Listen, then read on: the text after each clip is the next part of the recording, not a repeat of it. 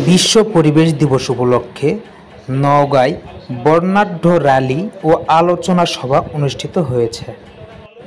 বুধবার ২৫ জুন সকালে নওগাঁর সার্কিট হাউস এলাকা থেকে একটি বর্ণাঢ্য র্যালি বের হয়।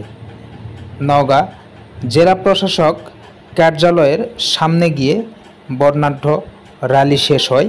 এরপর নওগাঁ জেলা প্রশাসক সম্মেলন কক্ষে আলোচনা সভা অনুষ্ঠিত হয়।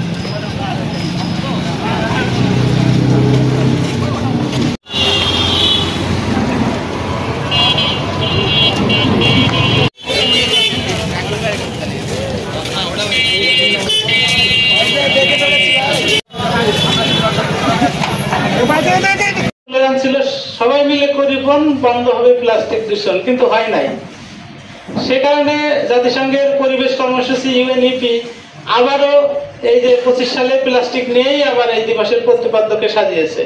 কিন্তু আমরা সবাই জানি, কিন্তু মানি না। মানে কি, অনেক ছোটবেলায় আমরা দেখেছি যখন